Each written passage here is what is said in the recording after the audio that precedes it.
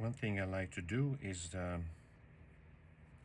put a piece of paper over the drawing so my hand is not touching the drawing, because the grease from the hand might, the natural oils from the hand might eventually rub onto this paper in here. And if I want to work with watercolor over here, that natural oils will make the watercolor beat up, right? And then you chafe the paper, you get it dirty, that way it stays clean.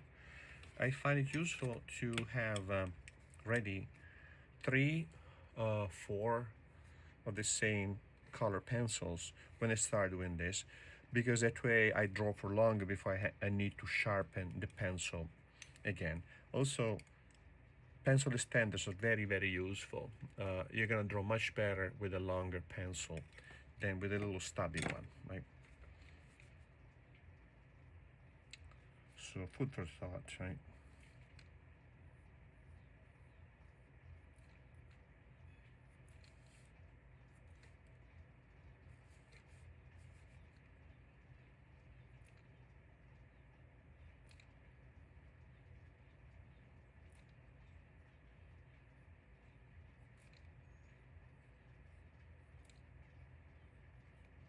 This is the Goosefoot, right? Made up with the tendon of the Sartorius, the tendon of the gracilis, and the tendon of semitendinosus. The tendon of the semimembranosus disappears between the tendon of the gracilis and the tendon of semitendinosus, and it stops higher, right? But the Goosefoot here, just below the knee, below the tuberosity of the tibia, is this tendon on the inside of the thigh, right? On the side of the knee, I'm sorry.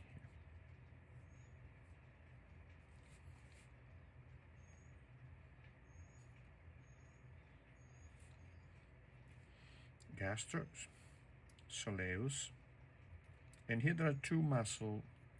It's the flexor of the toes and the big toe, but I'm gonna put only one. We don't need that level of detail here, right? Tibialis, poking through into the front of the margin of the tibia here. And then the tendon tibialis will go down here to the inside. So I'm going to mark the tendons for now with a pencil. Later I will decide how to color them. Because this is for the cover, maybe I want to put a little bit more color in it, right?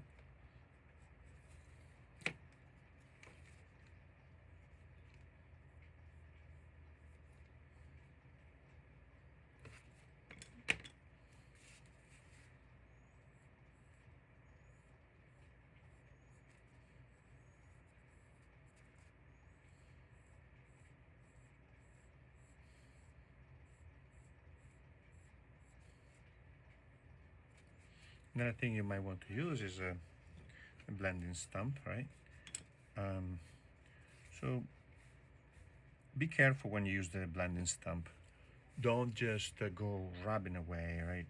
Make sure that you model the color. You just use it as if you were drawing, right? Don't just rub it to smooth the color. Make sure you have full control of that stroke, right?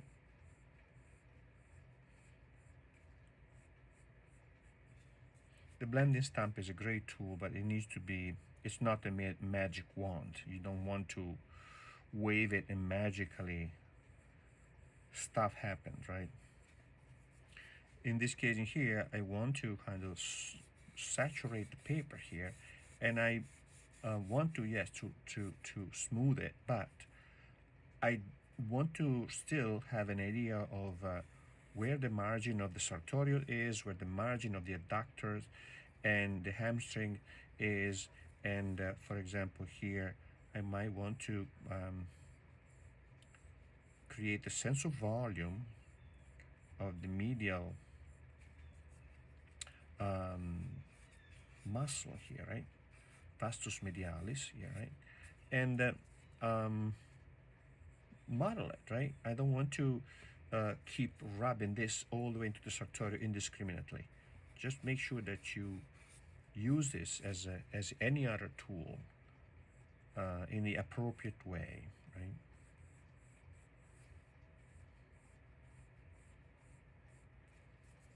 Once you get rid of the grain created by the color pencil, which the color pencil will always leave a little bit of a grain, right?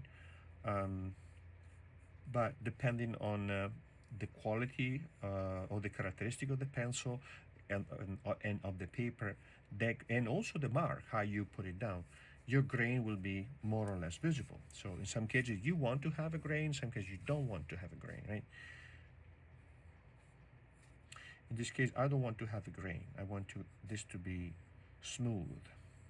So I'm saturating the paper with the stump, and later on I can, if I need to refine it, if I want to put the grain later on in it, I'm going to put a grain in it. But now I just don't want it. I want just the base of color that eliminates completely the white of the paper, even if just barely, right?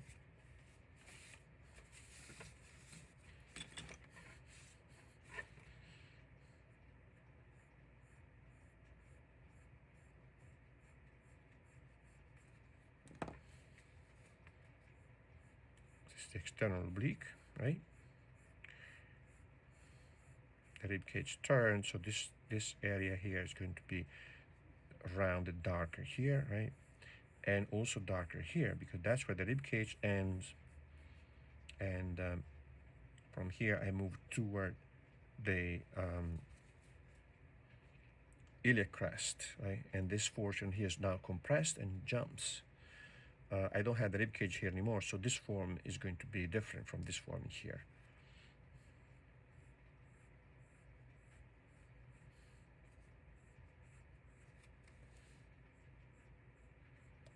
Serratus Anterior. So all of this is going to be in the axilla here, the armpit. So I'm gonna make it, I just need to put down a value to darken the whole thing.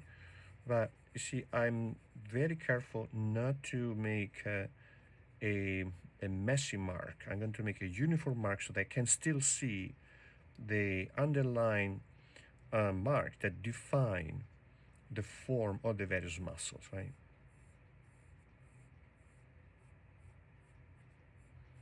But overall, this will have to be darker. So now I take my blending stump and saturate the paper, push it in, push it back. I still have all the muscle well defined in this area here. So here I want to kind of model the rib cage, right?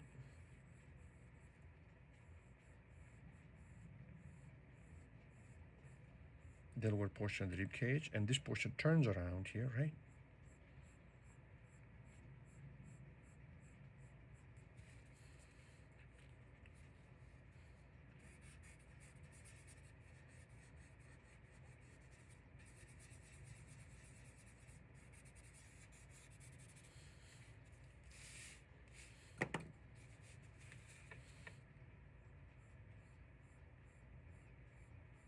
Now we're thinking of this effect of the gluteus from the side, move slightly posteriorly, right?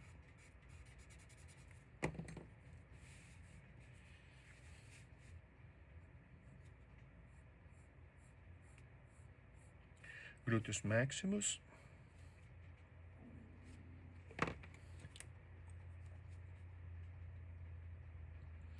I hired this model to do this sequence, and she is a